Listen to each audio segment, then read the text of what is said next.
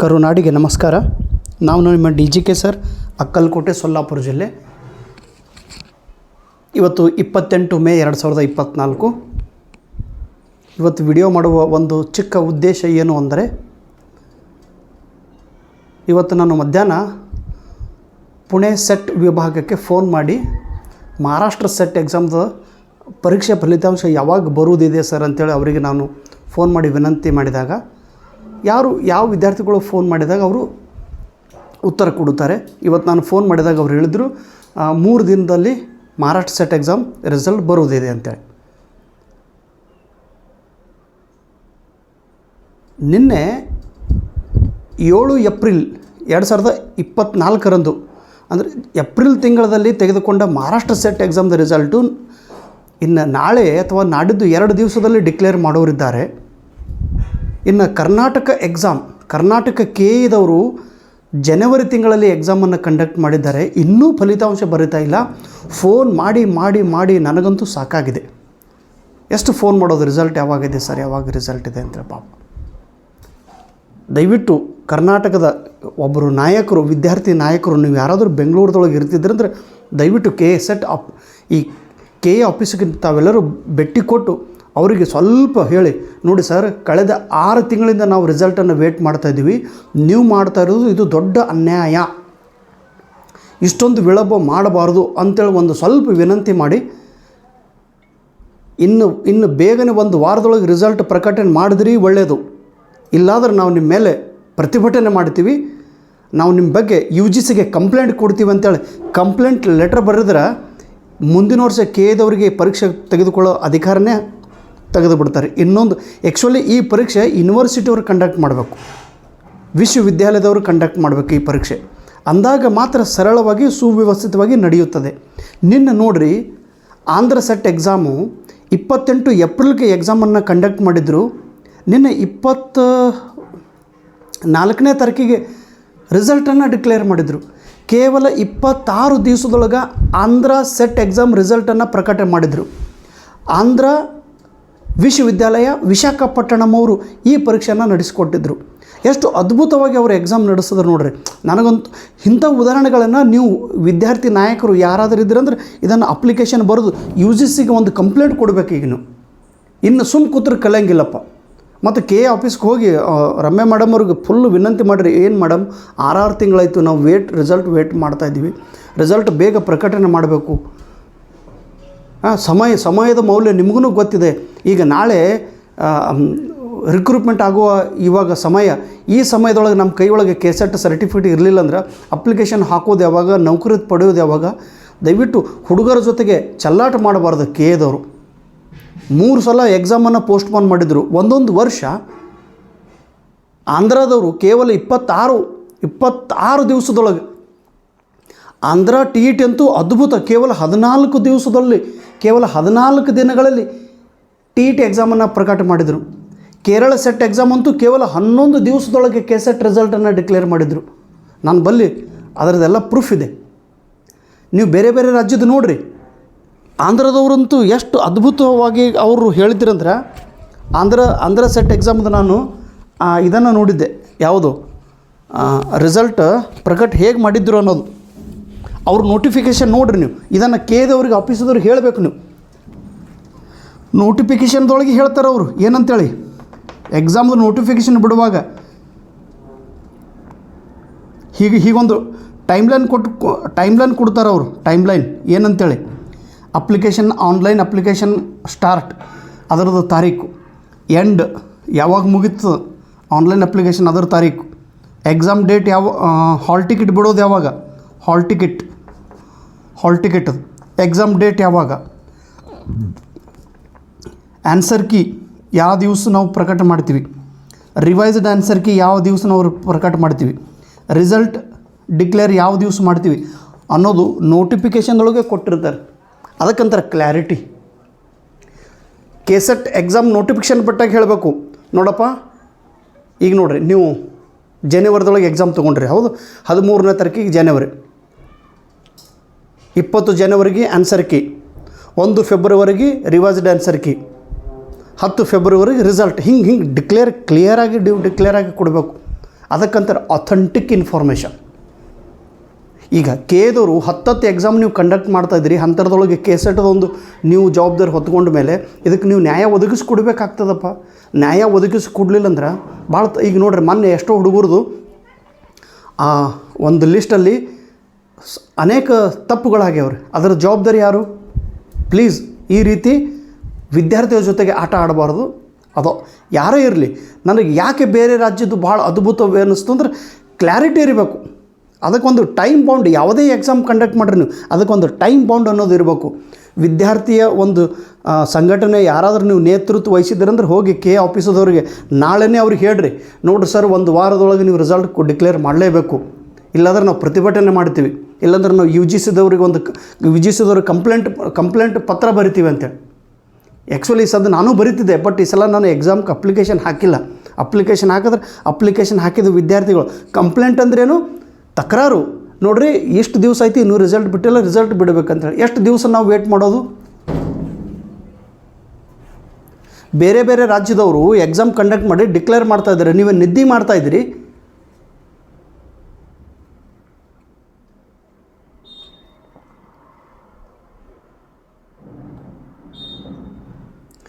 You G ಸಿದವರು NET exam conduct ಮಾಡಿ ಮೊನ್ನೆ ನೋಡ್ರಲ್ಲ, ಮೊನ್ನೆ ಯು ಜಿ ಸಿದವರು ರಿಸಲ್ಟ್ ಕಂಡಕ್ಟ್ ಮಾಡಿ ರಿಸಲ್ಟ್ ಡಿಕ್ಲೇರ್ ಮಾಡಿದ್ರು. ಇನ್ನೂ ನೀವು ಯಾವಾಗ? ದಯವಿಟ್ಟು ಈ ರೀತಿ ನಮ್ಮ ಜೊತೆ ಮಕ್ಕಳ ಜೊತೆಗೆ ವಿದ್ಯಾರ್ಥಿಯ ಭವಿಷ್ಯದ ಜೊತೆಗೆ ನೀವು ಆಟ ಆಡಬಾರ್ದು. ಸೊ ಪ್ಲೀಸ್ ಯಾರಾದರೂ ವಿದ್ಯಾರ್ಥಿ ನಾಳೆ ಹೋಗಿ ಅವರನ್ನು ವಿನಂತಿ ಮಾಡಿರಿ, ಒಂದು ವಾರ ಡೆಡ್ಲೈನ್ ಕೊಟ್ಬಿಡ್ರಿ. ಮತ್ತು ಇದೇ ಮಾಡ್ಕೊಂಡು ತೊಗೊಬೇಡ್ರಿ. ಒಂದು ಸಲ ಅಟ್ಟೆ ದೂರಿಂದ ಭಾಳ ಪ್ರತಿಭಟನೆ ಮಾಡೋದು ಹಿಡಿದು ಒಳಗೆ ಹಾಕಿದ್ರೆ ಅದು ನಡೆಯೋ ಮಗನ ಅಂತೇಳಿ ನಿಮ್ಮ ಸಂಗಟ ನನಗಿಟ್ಟು ತೊಗೊಂಬರ್ತಾರೆ. ಯಾವ ಮಾರಾಟದವನು ಹಿಡಿಯೋ ಮಗನಿಗೆ ಬುಡ್ಡ ಹಿಡೀರಿ ಅಂತೇಳಿ ನನಗೆ ಬಂದು ಹೊಡೆದವರು. ಮತ್ತು ಯಾಕಂದರೆ ಯೂನಿವರ್ಸಿಟಿ ನನಗೆ ಜಮ್ಮು ಕಾಶ್ಮೀರದೊಳಗೆ ನಾನು ಸೆಟ್ ಎಕ್ಸಾಮ್ ಬರೆದಿದ್ದೆ. ನನಗೆ ಸರ್ಟಿಫಿಕೇಟ್ ಕೊಡ್ತಾಯಿದ್ದಿಲ್ಲ ಅವರು. ಸರ್ಟಿಫಿಕೇಟ್ ಕೊಡೋಲ್ಲದ್ರು. ನಾವು ಪರೀಕ್ಷೆ ಪಾಸ್ ಆಗಿನ್ರಿ. ಆದಮೇಲೆ ಅವರು ಇಲ್ಲ you are not from Jammu Kashmir, you are from outside. ನಾವು ಭಾರತದವಲ್ಲ ಏನಂತಂದ್ರೆ ಐ ಆಮ್ ಇಂಡಿಯನ್. ಅವ್ರು ಇಂಡಿಯನ್ ಇದ್ದವ್ರಿಗೆಲ್ಲ ಪರ್ಮಿಷನ್ ಇಲ್ಲ, ಮತ್ತು ನೀವು ಯಾರಿದ್ರಿ ಆ ಮಕ್ಕಳು ಹೇಳ್ತಂದ್ರೆ ಇದು ಫಕ್ತ್ ಜಮ್ಮು ಕಾಶ್ಮೀರ 371 ಐತಿ, ಇಲ್ಲಿ ಬೇರೆಯವ್ರಿಗೆ ಯಾರಿಗೂ ನಾವು ಅನುಮತಿ ಕೊಡೋಂಗಿಲ್ಲ. ಅನುಮತಿ ಕೊಟ್ಟಂಗಿಲ್ಲ ಅಂದ್ರೆ ಮತ್ತು ನಾ ಎಕ್ಸಾಮ್ ಬರ್ದಿನಲ್ರಿ ತಂದನ एग्ज़ाम के अलाउड हैंग मडरी मैंने तो एग्ज़ाम लिखा है, मुझे क्यों परमिशन दिया? ऐसा नहीं, हम नहीं देते तेरे को सर्टिफिकेट। देखो देखो भैया मुझको दो देखो मैं क्या करता हूँ। क्या करेगा भैया? बोले देखो भैया मैं क्या करता हूँ, देखो मुझे सर्टिफिकेट दो, मैं पास हुआ, ना परीक्षा पास ಆಗಿನ್ರಿ, ನೀವು ಸರ್ಟಿಫಿಕೇಟ್ ಕೊಡಬೇಕು, ಇಲ್ಲ ಅಂದ್ರೆ ನೋಡ್ರಿ ಏನು ಮಾಡ್ತೀವಿ ಅಂತಂದ್ರು. ಕಾಲು ಹಿಡ್ದು ಅಳಗತ್ತೆ, ಮುಜೆ ದೇವ್ ಕೊಡಲ್ಲ ಅಂದರು. ನೋಡ್ರೆ ಮತ್ತು ನಾ ಯು ಜಿ ಸಿದವ್ರಿಗೆ ಕಂಪ್ಲೇಂಟ್ ಮಾಡ್ತೀನಿ ಅಂತಂದು, ಯು ಜಿ ಸಿಗೆ ನಾ ಪತ್ರ ಬರಿತೀನಿ, ನಿಮ್ಮ ವಿರುದ್ಧ ಕಂಪ್ಲೇಂಟ್ ಮಾಡ್ತೀನಿ.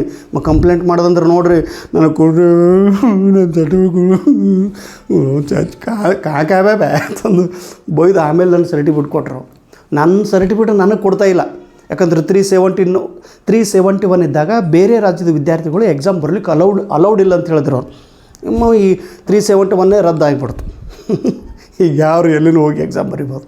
ಆದರೆ ಕೆ ಇದವರು ಪ್ಲೀಸ್ ಈ ರೀತಿ ಒಂದು ಡೆಡ್ಲೈನ್ ಇಟ್ಕೊಡ್ರಿ, ಇಲ್ಲಾಂದರೆ ನೆಕ್ಸ್ಟ್ ಟೈಮ್ ಕೆ ಇದವರಿಗೆ ಎಕ್ಸಾಮ್ ಕಂಡಕ್ಟ್ ಮಾಡುವಂಥ ಅವಕಾಶ ಸಿಗುವುದಿಲ್ಲ. ಬೇರೆ ಯೂನಿವರ್ಸಿಟಿಯವರು ಇದನ್ನು ಅವಕಾಶ ಬಳಸಿಕೊಳ್ಳುತ್ತಾರೆ. ಈಗ ನೋಡ್ರಿ ಮಹಾರಾಷ್ಟ್ರದವ್ರು ಬೇಗ ರಿಸಲ್ಟ್ ಡಿಕ್ಲೇರ್ ಮಾಡೋರು ಇದ್ದಾರೆ.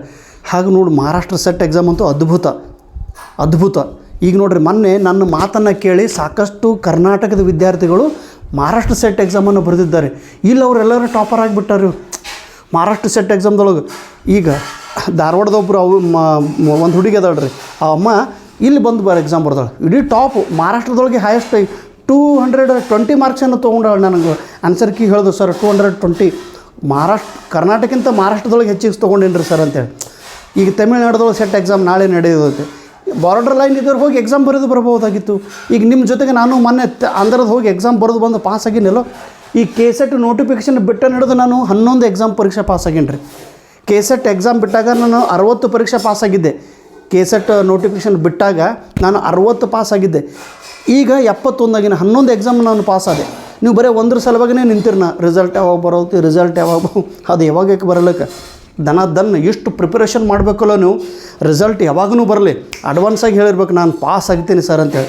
ಇದು ಆಗಲಿಲ್ಲ ಅಂದರೆ ಕಡೆಗೆ ಜೂನ್ ಒಳಗೆ ನೆಟ್ ಎಕ್ಸಾಮಲ್ಲಿ ನೀವು ಪಾಸ್ ಆಗಬೇಕು. ಆ ಪಾಸ್ ಮಾಡುವಂಥ ಕೆಪಾಸಿಟಿ, ಪಾಸ್ ಆಗುವಂಥ ಒಂದು ನಾವೇನು ಕರಿತೀವಿ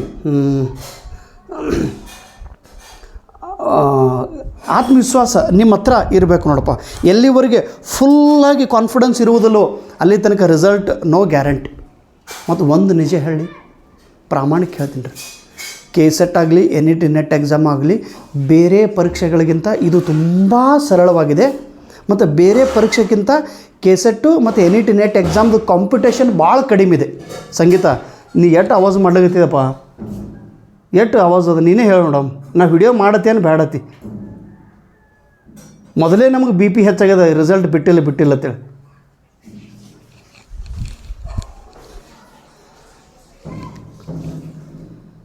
ಏನು ಹೇಳಕತ್ತಿದ್ರಿ? ನನಗೆ ಹಂಗೆ ರೀ ಸಿಟ್ಟು ಭಾಳ ಐತಿ.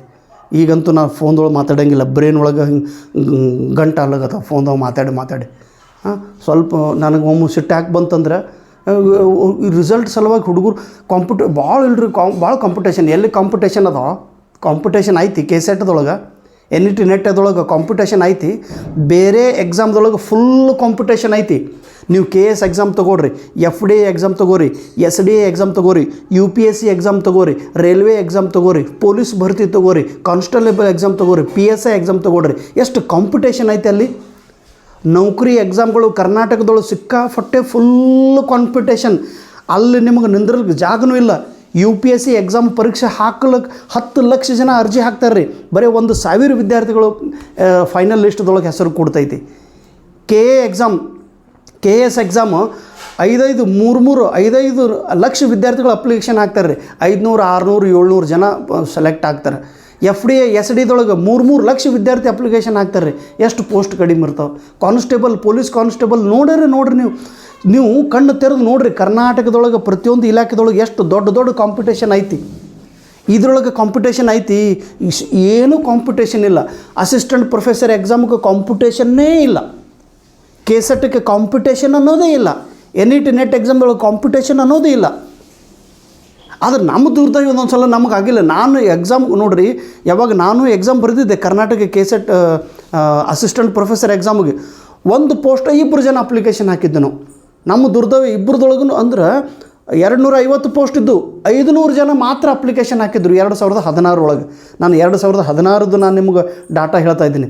ಕರ್ನಾಟಕದೊಳಗೆ ಏನಾಗಿತ್ತು ರೀ, ಕರ್ನಾಟಕದ KSETದು ಪರೀಕ್ಷೆ 53 ಜನ ನೋಡಿ. ಅವಾಗ ಇಲ್ಲಿ ಒಬ್ಬರು ನಮ್ಮ ತಂಗಿ ಅದರ ಅಂದರೆ ಮುಸ್ಲಿಂ ವಿದ್ಯಾರ್ಥಿನಿ ಬಿಜಾಪುರದವರು, ಅವರು ನಾವು ಕೂಡನೇ ಅವ್ರು ನಮ್ಮ ಮನೆಗೆ ಬಂದಿದ್ದರು, ಗೈಡೆನ್ಸ್ ತೊಗೊಂಡ್ರು. ಅವರು ನಾವು ಹೇಳಿದಾಗ ಅವ್ರು ನೆಟ್ಟನ್ನು ಪಾಸ್ ಆಗಿದ್ದರು. ಓಕೆ, ಅವ್ರು ನಾವು ಕೂಡ ಅಸಿಸ್ಟೆಂಟ್ ಪ್ರೊಫೆಸರ್ ಎಕ್ಸಾಮ್ ಹಾಕಿದ್ವಿ. ಅವರು ವಿಮೆನ್ ಕ್ಯಾಟಗರಿದೊಳಗೆ ಅಪ್ಲಿಕೇಶನ್ ಹಾಕಿದ್ರು. ಅಸಿಸ್ಟೆಂಟ್ ಪ್ರೊಫೆಸರ್ಗೆ ಅಪ್ಲಿಕೇಶನ್ ಹಾಕಿದ್ರು, ಎಕ್ಸಾಮ್ ಬರೆದಿದ್ರು.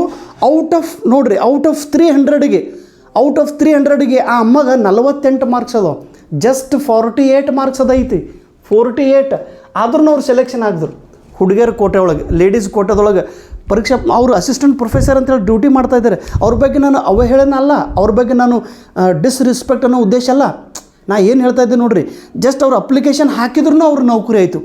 ಎಷ್ಟು ಜನ ಅಪ್ಲಿಕೇಶನ್ ಹಾಕ್ಯಾರೋ ಅವ್ರಿಗೆಲ್ಲರಿಗೂ ನೌಕರಿ ಆಗೈತಿ. ಕ್ಯಾಟಗರಿ ವಿದ್ಯಾರ್ಥಿಗಳಂತೂ ಪೋಸ್ಟ್ ಖಾಲಿ ಇಟ್ಟರು, ಸಿಕ್ಕಿಲ್ಲ ವಿದ್ಯಾರ್ಥಿಗಳು ಅಂತೇಳಿ.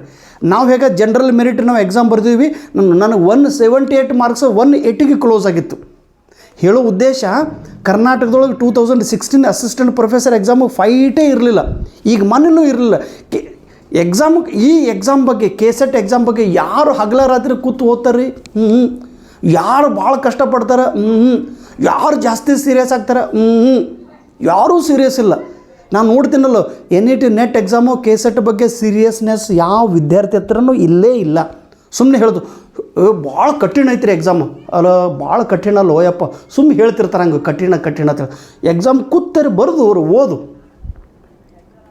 ನಾವು FDA ಎಷ್ಟು ತ್ಯಾಗ ಮಾಡ್ತೀವಿ, FDA ನಾವು ಎಷ್ಟು ಕಷ್ಟಪಡ್ತೀವಿ, ಅದರೊಂದು 10% ನೀನು ಇಲ್ಲಿ ಕಷ್ಟಪಟ್ಟೆ ಅಂದರೆ KSET ಪರೀಕ್ಷೆ ಪಾಸ್ ಆಗ್ತೀವಿ. KSET ಪರೀಕ್ಷೆ ಪಾಸ್ ಆದಲೋ 30,000 ರೂಪಾಯಿ ಫಿಕ್ಸ್ಡ್ ನೌಕರಿ ನನಗೆ, 30,000 ರೂಪಾಯಿ. ಸರ್ ಪರೀಕ್ಷೆ ನಾ ಪಾಸ್ ಆಗಿನ್ರಿ KSET. ನೀನೊಬ್ಬರು ಅಮ್ಮ ನನಗೆ ಮೆಸೇಜ್ ಮಾಡಿದ್ರು, ಸರ್ ನಾ KSET ಪಾಸ್ ಆಗಿದ್ದು ನನಗೆ ಎಲ್ಲಿ ನೌಕರಿ ಸಿಗೋಂಗಿಲ್ಲ. ಸಮೀನಾ ಪ್ಲೀಸ್ ತಂಗಿ ತಪ್ಪು ತಿಳ್ಕೊಬೇಡಮ್ಮ, ನನ್ನ ಕೈಲಿ ನಾ ಪಾಸಾಗಿನ ನಾನು ನೌಕರಿ ಸಿಗಂಗಿಲ್ಲ ಅಂದ್ರೆ ಹುಡುಕಾಡಬೇಕಪ್ಪ. ಯಾರೋ ನಿಮಗೆ ಕರೆದು ಸನ್ಮಾನ ಮಾಡಿ ಬಾ ಅಮ್ಮ ಇಲ್ಲಿ ನಿನಗೆ ಪೋಸ್ಟ್ ಅಂತೇಳಿ ಕೊಡೋಂಗಿಲ್ಲ. ನೀವು ಪ್ರಯತ್ನ ಪಡಬೇಕು. ಪ್ರತಿಯೊಂದು ಕಾಲೇಜ್ಗೆ ಹೋಗ್ರಿ, ಕಾಲೇಜ್ ಪ್ರಿನ್ಸಿಪಲ್ಗೆ ಭೇಟಿಯಾಗ್ರಿ, ನೀವು ಯಾವ ಸಬ್ಜೆಕ್ಟ್ ಇರ್ತೈತೆ ಆ ಸಬ್ಜೆಕ್ಟ್ದು ಡಿಪಾರ್ಟ್ಮೆಂಟ್ ಸರ್ಗೆ ಭೇಟಿಯಾಗ್ರಿ, ಒಂದು 10 ಕಲ್ಲು ಹೊಡೀರಿ. ಅವು ಒಬ್ರಿಗಾರೆ ಎಲ್ಲರೆಲ್ಲರೂ ಒಂದು ಸ್ವಲ್ಪ ದಾರಿ ಸಿಗ್ತೈತೆ ಅವನಿಲ್ಲ. ಈ ಊರಿಲ್ಲ ಬೇರೆ ಊರು, ಬೇರೆ ಊರಿಲ್ಲ ಬೇರೆ ಯೂನಿವರ್ಸಿಟಿ. ಸತತವಾಗಿ ಪರೀಕ್ಷೆ ಪಾಸ್ ಆದಂಥ ವಿದ್ಯಾರ್ಥಿಗಳು ಹದ್ದಿನ ಕಣ್ಣು ತೆರೆದು ಕಂಟಿನ್ಯೂಸ್ ಆಗಿ ನೀವು ನೋಡ್ಕೊತಿರ್ಬೇಕು. ಎಲ್ಲಿ ಪೋಸ್ಟ್ ಖಾಲಿ ಐತಿ, ಎಲ್ಲಿ ಅರ್ಜಿ ಹಾಕಬೇಕು, ಎಲ್ಲಿ ಊರು ಬಿಡಬೇಕು ನೀವು. ಅಂದಾಗ ನಮಗೆ ಜಾಬ್ ಆಗ್ತೈತಿ. ನಾನು ಪಾಸ್ ಆಗೀನ್ರಿ, ನಾನು ಮನೆತನಕ್ಕೆ ನೌಕರಿ ತಂದು ಯಾರೂ ಕೊಡೋಂಗಿಲ್ಲ. ಪರೀಕ್ಷೆ ಪಾಸ್ ಆದಂಥ ವಿದ್ಯಾರ್ಥಿಗಳು ಹಗಲ ರಾತ್ರಿ ನೀವು ಸರ್ಚ್ ಮಾಡಲೇಬೇಕು. ನಿಮಗೆ ಜಾಬ್ ಸಿಕ್ಕೇ ಸಿಗುತ್ತದೆ. ಅಟ್ಲೀಸ್ಟ್ ಪರ್ಮನೆಂಟ್ ಸಿಗಲಿಲ್ಲ ಅಂದ್ರೂ you will get a temporary ಪೋಸ್ಟ್ನ ಅಷ್ಟಕ್ಕಾಗ್ರಿ. ಆದರೆ ಪರೀಕ್ಷೆ ಪಾಸಾಗಿ ನೀವು ಅದನ್ನು ಪ್ರಯತ್ನ ಮಾಡಬೇಕು. ಪರೀಕ್ಷೆ ಪಾಸ್ ಆಗೋಕ್ಕಿಂತ ಮುಂಚೆ ಯಾರಿಗೂ ಕೈಕಾಲು ಹಿಡಿಯೋ ಅವಶ್ಯಕತೆ ಇಲ್ಲ. ನೀವು ಸಿಕ್ಕಾಪಟ್ಟೆ ಸ್ಟಡಿ ಮಾಡಿರಿ. ನೋಡಿರಿ, repeat I am not making you guidance. ಎಷ್ಟು ಸಲ ನಿಮಗೆ ಗೈಡೆನ್ಸ್ ಮಾಡೋದ್ರಿ ಪರೀಕ್ಷೆ ನೀವು ನೋಡ್ರಿ. ಕೆಸೆಟ್ಗೆ ಯಾರು ಹಗಲ ರಾತ್ರಿ ಕೂತು ಓದೋರು ಅದಾರ್ರಿ, ಕೆಸೆಟ್ ಸಲುವಾಗಿ ಯಾರು ಕ್ಲಾಸ್ ಮಾಡೋರು ಅದಾರ, ಕೆಸೆಟ್ ಸಲುವಾಗಿ ಯಾರು ಮಾಡೋಂಗಿಲ್ಲ, ಯಾರೂ ಮಾಡೋಂಗೇ ಇಲ್ಲರಿ. ಅರೇ ಬೇರೆ ಎಕ್ಸಾಮ್ಗಿಂತ ಕೆಸೆಟ್ಗೆ ಭಾಳ ವ್ಯಾಲ್ಯೂ ಆಯಿತು ತಮ್ಮ. ಕೆಸೆಟ್ ಒಂದು ಸಲ ಪರೀಕ್ಷೆ ಪಾಸಾಗು, ನಿನ್ನ ಜೀವನ ನೋಡು, ಭಾಳ ಬೆಲೆ ಬರ್ತೈತಿ, ನಿಮಗೆ ಭಾಳ ಕಿಮ್ಮತ್ತು ಐತಿ, ಭಾಳ ರೆಸ್ಪೆಕ್ಟ್ ಸಿಗ್ತೈತಿ, ಸಿಕ್ಕಾಪಟ್ಟೆ ಡಿಗ್ನಿಟಿ ಬೆಳೆದು ಬಿಡ್ತದೆ ನಿಮ್ಮ ಹತ್ರ. ವಿತೌಟ್ ಸರ್ಟಿಫಿಕೇಟ್ ಇನ್ಸರ್ಟ್ ಮಾಡಿ ಬೂಟ್ ಹಾಕ್ಕೊಂಡು ಗಾಗಲ್ ಹಾಕ್ಕೊಂಡು ನೀವು ಕಾಲೇಜ್ಗೆ ಹೋದೆ ಅಂದರೆ ನಿಮಗೆ ರೆಸ್ಪೆಕ್ಟ್ ಸಿಗೋದಿಲ್ಲ.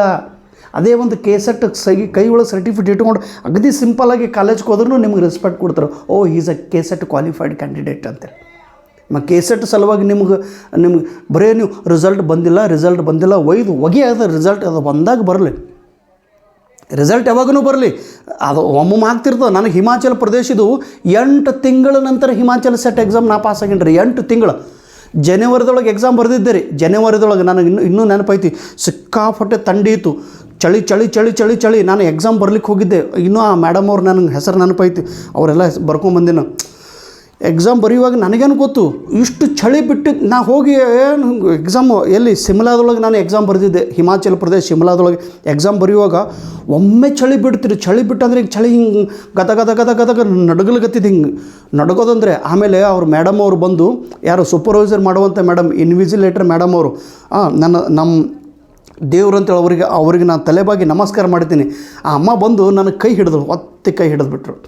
ನೋಡ್ರಿ, ಒಂದು ಇಲ್ಲೇನು ಅವ್ರ ಕೈ ಹಿಡಿದಾಗ ಉಷ್ಣತೆ ಅಂತೇಳಿ ನಾವು ಕರಿತೀವಲ್ಲ, ಹೆಣ್ಣು ಮಕ್ಕಳು ನಮಗೆ ಗಂಡು ಮಕ್ಕಳಿಗೆ ಕೈ ಹಿಡಿದಾಗ ಉಷ್ಣತೆಯ ಒಂದು ಟ್ರಾನ್ಸ್ಫರ್ ಆಗ್ತದಪ್ಪ. ದಯವಿಟ್ಟು ಇದನ್ನು ನೀವು ಪಾಸಿಟಿವ್ ಆಗಿ ತೊಗೋಬೇಕು. ಆ ತಾಯಿ, ಆ ಅಮ್ಮ ಜೋರಾಗಿ ನನ್ನ ಕೈ ಹಿಡಿದು ಒತ್ತಿ ಕೈ ಹಿಡಿದಾಗ ಒಂದು ಉಷ್ಣತೆ, ಅವಳ ಶರೀರದ ಉಷ್ಣತೆ ನನ್ನ ಶರೀರದೊಳಗೆ ಉಕ್ಕಿ ಬಂದಿತ್ತು ಉಷ್ಣತೆ. ಆವಾಗ ಮೈ ಎಲ್ಲ ಮತ್ತು ಗರಂ ಆಗಿತ್ತು. ಆಮೇಲೆ ನನಗೆ ಅಲ್ಲೇ ಡಾಕ್ಟ್ರಿಗೆ ಟ್ಯಾಬ್ಲೆಟ್ ಏನು, ಆಮೇಲೆ ಒಂದು ಹೀಗೆಲ್ಲ ಶೂಟ್ರೆಲ್ಲ ಹೊಚ್ಚಿ ಆಮೇಲೆ ಹಂಗೆ ಎಕ್ಸಾಮ್ ಬರ್ಲಿಕ್ಕೆ ಹಚ್ಚಿದ್ದು. ಒಂದು 10-15 ನಿಮಿಷ ನನಗೆ ಇದರೊಳಗೆ ಹೋಗಿತ್ತು ರೀ, ಹಿಮಾಚಲ ಸೆಟ್ ಎಕ್ಸಾಮ್ದೊಳಗೆ. ಅವರು 8 ತಿಂಗಳ ಮೇಲೆ ರಿಸಲ್ಟ್ ಬಿಟ್ಟಿದ್ದರು. ರಿಸಲ್ಟ್ ಬರೆದು ಬಂದಾಗ ನಿಮಗೆ ಗೊತ್ತಾಗಬೇಕು ನಾನು ಪಾಸ್ ಆಗ್ತೀನಿ ಅಂತೇಳಿ ಛಲ ಮತ್ತು ಕಾನ್ಫಿಡೆನ್ಸು ಮತ್ತು ತೀವ್ರ ಇಚ್ಛಾಸಕ್ತಿ ಇರಬೇಕು. ಎಲ್ಲಿವರೆಗೆ ನಿರಂತರವಾದ ಆಸಕ್ತಿ ಇಲ್ಲುವುದು, ನಿರಂತರ ಆಸಕ್ತಿ ಅಂತೇಳಿ ಕರಿತೀವಿ. Continuous interest in your goal. ಸತತ ಅದು ಒಂದು ಸಲ ಮಾಡಿದೆವು ಅಂದ್ರಲ್ಲ. ಮತ್ತು ಸಾಕಷ್ಟು ವಿದ್ಯಾರ್ಥಿಗಳು ನಮಗೆ ಭಾಳ ಸಮಸ್ಯೆ ಐತಿ. ಸಮಸ್ಯೆ ಯಾರಿಗಿಲ್ಲಪ್ಪ. ಸಮಸ್ಯೆದ ಬಗ್ಗೆ ನೀವು ಹೇಳ್ಕೊತ ಹೋಗಬಾರ್ದು. ಹೌದು, ಸಮಸ್ಯೆ ಒಮ್ಮೊಮ್ಮೆ ಇರ್ಬೋದು. ಎಕ್ಸಾಮ್ಗಿಂತ ಯಾವುದು ದೊಡ್ಡದು? ಎಕ್ಸಾಮ್ ದೊಡ್ಡದು, ಜೀವನ ದೊಡ್ಡದು. ಎಕ್ಸಾಮ್ ಬಿಟ್ಟುಬಿಡೋದು. ಇದೊಂದು ಸಲ ಎಕ್ಸಾಮ್ ಬರೀಲಿಲ್ಲ ಅಂದರೆ ಏನಾಗಂಗಿಲ್ಲ. ಆದರೆ ಎಕ್ಸಾಮ್ ಫೇಲ್ ಆಗು, ಓಕೆ. ಆದರೆ ಯಾಕೆ ಫೇಲ್ ಅದು ಆ ಕಾರಣ ನನಗೆ ಹೇಳಬೇಕು ನೀವು. ಸರ್ ನಾನು ಸ್ಟಡಿ ಆಗಿಲ್ಲ, ಓಕೆ ಬೆಸ್ಟ್. ಸ್ಟಡಿ ಆಗಿಲ್ಲಲ್ಲೋ ನಾನು ಒಪ್ತೀನಿ. ಯಾಕೆ ಸ್ಟಡಿ ಆಗಿಲ್ಲ, ಏನು ಕಾರಣ ಒಳ್ಳೆಯದಿರಬೇಕು, ಕಾರಣ ಉತ್ತುಂಗವಾಗಿರಬೇಕು, ಕಾರಣ ಉದಾತ್ತವಾಗಿರಬೇಕು. ಇಲ್ಲ ಸರ್, ತುಂಬ ನನ್ನ ಸಮಯ ನನ್ನ ಕುಟುಂಬಕ್ಕೆ ಕೊಡ್ತಾಯಿದ್ದೀನಿ ಸರ್. ನಾನು ನನ್ನ ಮನೆಯೊಳಗೆ ಕೆಲಸ ಮಾಡಲಿಲ್ಲ ಅಂದರೆ ನನ್ನ ಮನೆ ನಡೆಯುವುದಿಲ್ಲ ಸರ್. ನಾನು ನನ್ನ ಮನೆಯೊಳಗೆ ಇದ್ದರೆ ಮಾತ್ರ ನನ್ನ ತಂದೆ ತಾಯಿ ಬದುಕ್ತಾರೆ ಸರ್, ಇಲ್ಲಾಂದ್ರೆ ನಾನು ಬದುಕೋದಿಲ್ಲ ಸರ್. ನಾನು ನನ್ನ ತಂದೆ ತಾಯಿ ಸೇವೆ ಮಾಡಲೇಬೇಕು ಸರ್, ಅದಕ್ಕೆ ನಂಗೆ ಟೈಮ್ ಸಿಗ್ತಾಯಿಲ್ಲ. ನಾನು ಕಾಲೇಜ್ ಒಳಗೆ ದುಡಿದ್ರೆ ನನಗೆ ಒಂದು 5,000 ನನ್ನ ಮನೆ ಸಿಗ್ತಾಯಿದೆ ಸರ್, ಹೀಗಾಗಿ ನಾನು ಓದಿಲ್ಲ ಸರ್. ನಾನು ದೊಡ್ಡ ಕಾರಣ ಇರಬೇಕು. ನನ್ನದಿಂದನೇ ನನ್ನ ಕುಟುಂಬ ನಡೀತಾ ಇದೆ, ನನ್ನದಿಂದನೇ ನಮ್ಮ ಮನೆಯೊಳಗೆ ಜೀವ ಉಳಿತಾ ಇದೆ, ನನ್ನದಿಂದನೇ ಈ ಒಂದು ಕೆಲಸ ನಡೀತಾ ಇದೆ ಸರ್, ಅದಕ್ಕಾಗಿ ನಾನು ಈ ಎಕ್ಸಾಮ್ ಬರೆದಿಲ್ಲ ಸರ್, ಅದಕ್ಕಾಗಿ ಈ ಎಕ್ಸಾಮ್ ಬಗ್ಗೆ ನಾನು ತುಂಬ ಅಭ್ಯಾಸ ಮಾಡಿಲ್ಲ ಸರ್, ಅದಕ್ಕಾಗಿಯೇ ನನಗೆ ಕಾರಣ ಹೇಳಿ ನೀವು. ಉತ್ತಮವಾದ ಕಾರಣ ಇತ್ತಂದ್ರೆ ದೇವರು ನಿಮಗೆ ಕ್ಷಮೆ ಮಾಡ್ತಾನೆ ರೀ.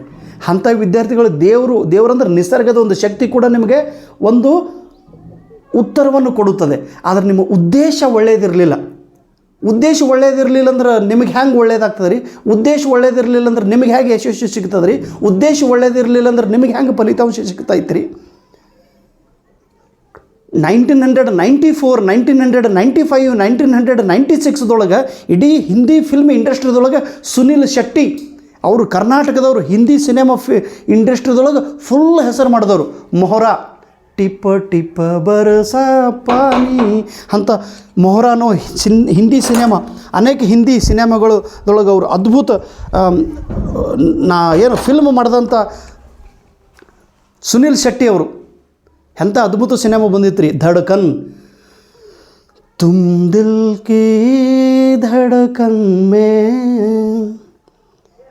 अंजलि अंजलि मैं तुमसे बहुत प्यार कर रहा हूँ अंजलि, देव देव देव प्यार मत करो, मुझे एक नेट परीक्षा पास होकर दिखाओ। अंजलि तुम्हारे पिताजी को बोलो कौन बड़ा है? पिताजी ने बोला, देव क्या आपने केसेट नेट एग्ज़ाम क्वालिफाइड किया है? नहीं, मैं एग्ज़ाम नहीं क्वालिफाइड किया, मैं अंजलि को प्यार करता हूँ। चल बे हट। नहीं मैं अंजलि, मैं तुम्हारे बिना नहीं रह सकता अंजलि, मैं तुमसे बहुत प्यार करता हूँ। चल बे केसेट पास होकर देखो। सुनील शेट्टी अद्भुत ಎಂಥ ಪ್ಲೇ. ಆ ಧಡ್ಕನ್ ಸಿನಿಮಾ ಅಂತೂ ಭಯಂಕರ. दिल ने ये कहा दिल से एक बार सेट पास होकर दिखाओ. ಅಂಥ ಅದ್ಭುತ ಆಟ, ಅಂಥ ಸಿನಿಮಾ. ಆ ಸಿನಿಮಾದ ಹೀರೋ ಯಾರು? ನಮ್ಮ ಸುನೀಲ್ ಶೆಟ್ಟಿ ಅವರು. ಅವ್ರ ಜೀವನದೊಳಗೆ ನಡೆದಿದ್ದ ಕಥೆ ನನಗೆ ಭಾಳ ಪ್ರೇರಣೆ ಕೊಡ್ತು. ಇಂಥ ಫೇಮಸ್ ಹೀರೋ ಅವ್ರ ಜೀವನದೊಳಗೆ ನಡೆದಿದ್ದೊಂದು ಘಟನೆ ಅಷ್ಟು ಉತ್ತುಂಗ ಶಿಖರದೊಳಗೆ, ಯಶಸ್ಸಿನ ಶಿಖರದೊಳಗೆ ಇದ್ದಾಗ ಅವ್ರ ಮನೆಯೊಳಗೆ ಅವ್ರ ತಂದೆಗೆ ಆರಾಮ ತಪ್ತದೆ. ಆರಾಮ ತಪ್ಪಾಗ ಒಯ್ದು ದವಾಖಾನೆಗೆ ಒಯ್ದು ತೋರಿಸ್ತಾರೆ. ದವಾಖಾನೆದೊಳಗೆ ಡಾಕ್ಟ್ರ್ ಹೇಳ್ತಾರೆ, ನೋಡಪ್ಪ ನಿಮ್ಮ ತಂದೆ ತುಂಬ ಸೀರಿಯಸ್ ಆಗಿದ್ದಾರೆ, ಈಗ ನಿಮ್ಮ ತಂದೆ ಪ್ರಾಣ ಉಳಿಬೇಕಾದ್ರೆ ಅದಕ್ಕೆ ಒಂದೇ ಒಂದು ಉಪಾಯ ಏನು? ನಿಮ್ಮ ತಂದೆ ನಿನ್ನ ಮೇಲೆ ಭಾಳಷ್ಟು ಪ್ರೀತಿ ಐತಿ, ನಿಮ್ಮ ತಂದೆ ನಿನ್ನ ಮೇಲೆ ಭಾಳಷ್ಟು ವಿಶ್ವಾಸ ಐತಿ, ನೀನಂದ್ರೆ ನಿಮ್ಮ ತಂದೆಗೆ ಪ್ರಾಣ, ನೀನು ನಿನ್ನ ತಂದೆಯ ಜೊತೆಗಿರಬೇಕು, ನೀನು ನಿನ್ನ ತಂದೆಯನ್ನು ಕಾಪಾಡಬೇಕು, ನೀನು ನಿನ್ನ ತಂದೆಯನ್ನು ಪ್ರೀತಿ ತೋರಿಸಬೇಕು, ನೀನು ನಿನ್ನ ತಂದೆಯನ್ನು ಒಲಮೆಯನ್ನು ಕೊಡಬೇಕು, ನೀನು ನಿನ್ನ ತಂದೆಯ ಕಾಳಜಿಯನ್ನು ವಹಿಸ್ಕೊಳ್ಬೇಕು. ಅಂದಾಗ ಮಾತ್ರ ನಿಮ್ಮ ತಂದೆ ಬದುಕಿ ಉಳಿಯುತ್ತಾರೆ, ಇಲ್ಲವಾದರೆ ಇರುವುದಿಲ್ಲ. ಸುನಿಲ್ ಶೆಟ್ಟಿ ಅಂತಾರೆ, ಇಲ್ಲ ಸರ್ ನಾನು ಈಗ ಅಗ್ರಿಮೆಂಟ್ ಮಾಡೀನಿ, 12 ಸಿನಿಮಾದ ನಾನು ಅಗ್ರಿಮೆಂಟ್ ಮಾಡೀನಿ, ಇವಾಗ ನಾನು ಫಾರಿನ್ಗೆ ಹೋಗಬೇಕು, ಒಂದು ಫಿಲ್ಮ್ದು ನಾನು ಶೂಟಿಂಗ್ ಮಾಡಬೇಕು ಸರ್, ನಾನು ಮನೆ ಒಳಗೆ ಇರೋದಾಗಲ್ಲ. ಮನೆ ಒಳಗೆ ಇರೋದು ಆಗಲಿಲ್ಲ ಅಂದರೆ ನಿಮ್ಮ ತಂದೆ ಸಾಯ್ತಾರೆ. ತಂದೆ ಶ್ರೇಷ್ಠ, ಸಿನಿಮಾ ಶ್ರೇಷ್ಠ, ವಿಚಾರ ಮಾಡು ಅಂತೇಳಿ ಹೇಳಿದಾಗ ಸುನಿಲ್ ಶೆಟ್ಟಿ ಅವರು ಅವಾಗ ಡಾಕ್ಟ್ರಿಗೆ ಹೇಳ್ತಾರೆ, ಇಲ್ಲ ಸರ್ ನನ್ನ ತಂದೆನೇ ನನ್ನ ಪ್ರಾಣ, ನನ್ನ ತಂದೆನೇ ನನ್ನ ಜೀವನ, ನಾನು ಸಿನಿಮಾ ಅಗ್ರಿಮೆಂಟ್ ಮಾಡಿದ್ದು ನಾನು ಅದನ್ನೆಲ್ಲ ವಾಪಸ್ ತೊಗೋತೀನಿ ಸರ್, ನಾನು ಯಾವುದೇ ಸಿನಿಮಾ ಆ್ಯಕ್ಟಿಂಗ್ ಮಾಡೋದಿಲ್ಲ ಅಂತ ತಿಳ್ಕೊಂಡು 1995-96 ಅಲ್ಲಿಂದ ಒಂದು 4 ರಿಂದ 5 ವರ್ಷ ಅವರು ಸಿನಿಮಾನೇ ಮಾಡೋದಿಲ್ಲ. ಯಾರು? ಸುನಿಲ್ ಶೆಟ್ಟಿ ಅವರು. ತಂದೆಯ ಬಗ್ಗೆ ಅಂದರೆ ತಂದೆದು ಆರಾಮಿರಲಿಲ್ಲ ಅಂತೇಳಿ ಅವ್ರ ಬಗ್ಗೆ ಕಾಳಜಿ ವಹಿಸುವಂಥ ಅವ್ರ ಮನೆಯೊಳಗಿದ್ದರು. ಫಿಲ್ಮ್ ಇಂಡಸ್ಟ್ರಿಯೊಳಗೆ ಕೆಲಸ ಮಾಡಲಿಲ್ಲ. ಅಲ್ಲಿ ತನಕ ಅವರು ಟಾಪ್ ಲೆವೆಲ್ ಇರೋರು ಒಮ್ಮೆ ಕೆಳಗೆ ಬಂದುಬಿಟ್ರು. ಆಮೇಲೆ ಅವರಿಗೆ ದೊಡ್ಡ ಸಿನಿಮಾ ಸಿಗಲಿಲ್ಲ, ಅದೊಂದು ದೊಡ್ಡ ಕಥೆನೇ. ಆಮೇಲೆ ಅವ್ರು ಹೇಳ್ತಾರೆ, ನಿಮ್ಗೆ ಅಂಥ ಸಿಕ್ಕಿದ ಅವಕಾಶನೂ ಬಿಟ್ಟಿರಿ, ಇರಲಿ, ನನಗೆ ತಂದೆ ಶ್ರೇಷ್ಠ, ತಂದೆಗಾಗಿ ನಾನು ತ್ಯಾಗ ಮಾಡಿದ್ದೇನೆ, ಸಿನಿಮಾ ಏನ್ರಿ ಅಂತೇಳಿ. ಮತ್ತು ಸುನಿಲ್ ಶೆಟ್ಟಿ ಸರ್ ಅಂತ ದೊಡ್ಡ ಒಬ್ಬ ಸಿನಿಮಾ ಹೀರೋ ಈ ರೀತಿ ತಮ್ಮ ಜೀವನದೊಳಗೆ ಒಂದು ದೊಡ್ಡ ತ್ಯಾಗ ಮಾಡ್ತಾರೆ ಅಂದರೆ ನೀವು ಯಾರ್ರೀ? ತ್ಯಾಗ ಮಾಡಿರಿ, ಎಕ್ಸಾಮು ಬರೀಲಿಲ್ಲ ಅಂದ್ರೆ ಓಕೆ, ಬಟ್ ನಿಮ್ಮ ಬದುಕಿಗಾಗ್ಯಾರೆ ನೀವು ತ್ಯಾಗ ಮಾಡಬೇಕಲ್ಲ. ಮನೆಯೊಳಗೂ ಕರೆಕ್ಟಾಗಿ ಕೆಲಸ ಮಾಡೋದಿಲ್ಲ, ತಂದೆ ತಾಯಿಗೂ ರೆಸ್ಪೆಕ್ಟ್ ಕೊಡೋದಿಲ್ಲ, ಎಲ್ಲಿ ಇರೋ ಬರೀ ತಿಂದು ತಿರುಗೋರು ಇದ್ರಂದ್ರೆ, ಕ್ವಾಣಿನಂಥವ್ರು ಇದ್ರಂದ್ರೆ ಬೆನ್ನಾಗಿ ಬಂದು ಬಿಡಬೇಕು. ಕ್ವಾಣಿನಂಥವ್ರು ಇದ್ರೆ ನನಗೆ ಕ್ವಾಣಿನಂಥವ್ರು ನಡೆಯೋಂಗಿಲ್ಲ, ನನಗೆ ಒಳ್ಳೆಯವರು ಇದ್ದಿರ್ಬೇಕು. ಕ್ವಾಣಿನಾಗಿರ್ತಾವೆ ಬರೀ ತಿನ್ನೋದು, ಸುಮ್ಮನೆ ನಿದ್ದು ಹೊಡೆಯೋದು. ಅಲ್ಲಿ ಪೋಸ್ಟ್ ಹಾಕಿನಿ ಸರ್, ಇಲ್ಲಿ ಅಪ್ಲಿಕೇಶನ್ ಹಾಕಿನ್ರಿ, ಇಲ್ಲಿ ಹೋಗಿನಿ, ನೀ ಏನೂ ಮಾಡೋಂಗಿಲ್ಲ. ವೇಸ್ಟ್, ಲೈಫ್ ಈಸ್ ವೇಸ್ಟ್ ಆಗಬಾರ್ದು. ಮನುಷ್ಯ ವೇಸ್ಟ್ ಆಗಲೇಬಾರ್ದು. ನಾವು ವೇಸ್ಟ್ ಆಗ್ಲಿಕ್ಕೆ ಈಗ ಭೂಮಿ ಮೇಲೆ ಬಂದಿಲ್ಲಪ್ಪ. ಒಂದು ಕೆಸೆಟ್ ಪರೀಕ್ಷೆ ಪಾಸ್ ಆಗು, ಇಡೀ ನಿನ್ನ ಕುಟುಂಬ ನೋಡು ಎಷ್ಟು ಒಳ್ಳೆಯದಿಂದ.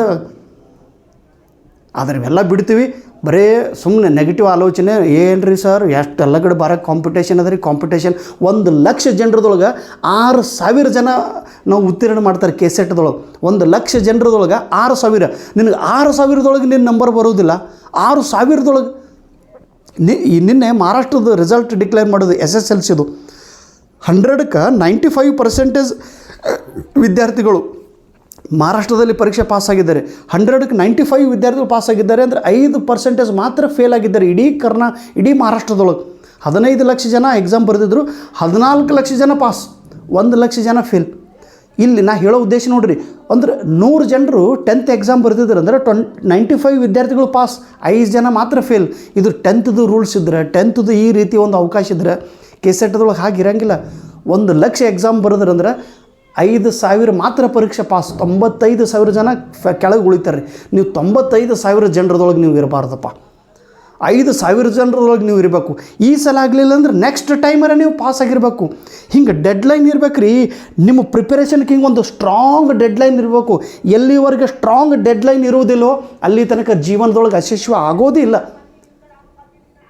ಇವತ್ತು ನೋಡಿರಲ್ಲ, ನಿನ್ನೆ ಹೈದರಾಬಾದ್ ವರ್ಸಸ್ ಯಾರ್ದು ಮ್ಯಾಚ್ ನಡೆದಿತ್ತಲ್ಲ, ಕಲ್ಕತ್ತಾ. ನಾವೆಲ್ಲ ಹೈದರಾಬಾದ್ ಗೆದ್ದೀತೀವಿ ಅಂತೇಳಿ ನಾವು ಅಂದ್ಕೊಂಡಿವಿ, ಕಲ್ಕತ್ತಾದವ್ರು ಗೆದ್ದರು. Okay, very good. ಬಟ್ ನನಗೆ ಈ IPLದೊಳಗೆ ಒಬ್ಬ ಮನುಷ್ಯಂದು ಭಾಳ ಸ್ಫೂರ್ತಿ ಸಿಕ್ತು ನನಗೆ. ರಿಷಬ್ ಪಂತ್, ನೀವೆಲ್ಲರೂ ಕೇಳಿರಿ, ಡೆಲ್ಲಿ ಕ್ಯಾಪ್ಟನ್ ಆದರು ರಿಷಬ್ ಪಂತ್ ಅಂತೇಳಿ ಒಬ್ಬ ವಿಕೆಟ್ ಕೀಪರ್. ಎಂಥ ಅದ್ಭುತ ಕತೆ ಆ ಹುಡುಗಂದು. 97 ಒಳಗೆ ಅವರು ಜನ್ಮ ಪಡೆದಿದ್ದರು. ಆವಾಗ ನಾನು 10th ನಾವು 97 ಒಳಗೆ 9ನೇ ಕ್ಲಾಸ್ ನಾವು ಓದೋರು. 97 ಹುಟ್ಟಿದಂಥ ಈ ರಿಷಬ್ ಪಂತ್ ದಿಲ್ಲಿ ಒಳಗವರು. ಅಲ್ಲಿ ಏನಾಗಿದೆ, ರೂರ್ಕಿಯಿಂದ ದಿಲ್ಲಿಗೆ ಬರ್ತಾಯಿದ್ದೀರಂತ ಬೆಳಗ್ಗೆ ಮುಂಜಾನೆ ಕಾರಿನೊಳಗೆ ಬರ್ತಾ ಇದ್ದಾಗ ಅವ್ರಿಗೆ ಅಷ್ಟು ಬೇಗ ನಶಿಕ್ನೊಳಗೆ ಯಾಕೆ ಕಾರ್ನಾಗ ನಡೆಸಿದ್ರು ರಿಷಬ್ ಪಂತ್. ಅವರು ಯಾವ ಕ್ರಿಕೆಟ್ ಟೀಮ್ದು ಕ್ಯಾಪ್ಟನ? ಡೆಲ್ಲಿ. ಮತ್ತು ಇದು RCBದು ಯಾರ? ಹಾಂ, ಮತ್ತು RCB ಪ್ಲೇಯರ್ ಹೆಸರು ಗೊತ್ತದ ನಿಂಗೆ? ಯಾರ? ಹಾಂ. ಮತ್ತು ನಿನ್ನ ಯಾರು ಮ್ಯಾಚ್ ಗೆದ್ರು?